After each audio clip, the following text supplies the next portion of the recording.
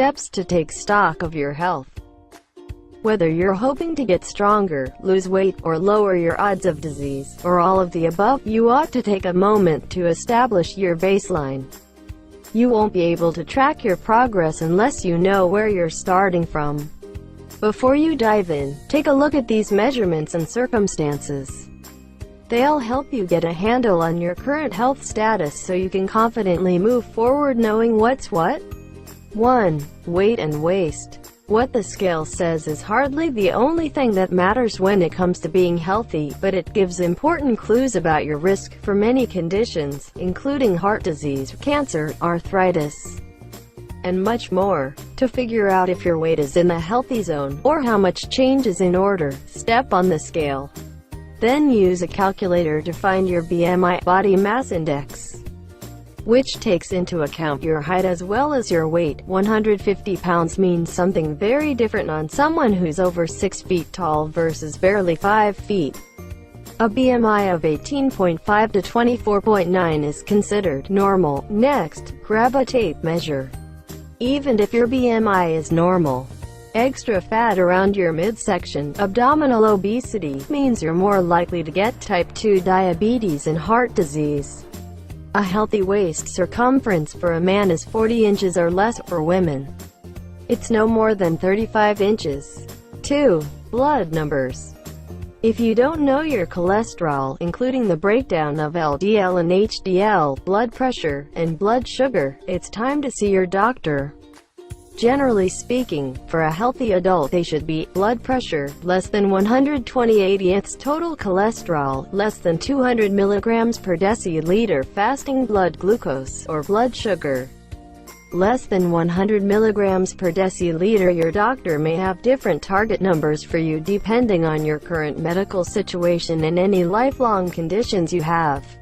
3. Exercise. While any activity you do is better than nothing, guidelines suggest that most adults aim for at least 2.5 hours of moderate intensity activity each week. If you tend to rack up your exercise in small spurts rather than a long workout at the gym, that's okay. But consider wearing a pedometer for a week so you can get a better sense of your typical activity level. Many experts recommend at least 10,000 steps per day, which is about 5 miles. 4. Diet. Those little bites, the leftovers you swipe from your child's plate, or an extra donut at your weekly meeting, are easy to forget. Yet over time, they can add up. To make sure you're paying close enough attention to what's going into your mouth, spend at least a few days recording every single morsel. You can use a smartphone app, or a simple pad and pen will work. Be as specific as possible, logging how much 20 baked potato chips with ranch dip, not just potato chips, and when. You could also add notes about what you were doing, where you were, who you were with, or how you were feeling to help you see patterns. While you're at it, don't forget about what you're sipping.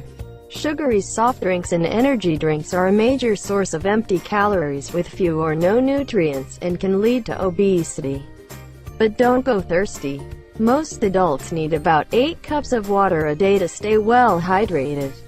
If you have trouble drinking enough, track water, even though it's calorie-free, in your food diary as well. Don't forget about alcohol, either. Women who drink should have no more than 1 drink per day. For men, it's 2 max. 5. Sleep. Most adults need about 7 to 9 hours of sleep each night.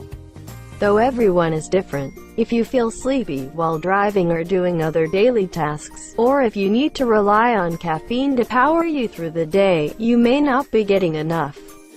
Tracking your sleep is a good first step. Devices and apps may give you more data than a log or journal. 6. Mood. Your mental health is just as important as your physical health, and the two often go hand in hand. Poor mental health can sap your energy and focus and even raise your chance of heart disease. Can't figure out how to remedy feeling stressed, down, or overwhelmed? It may be time to reach out to a mental health professional for help. 7. Partners.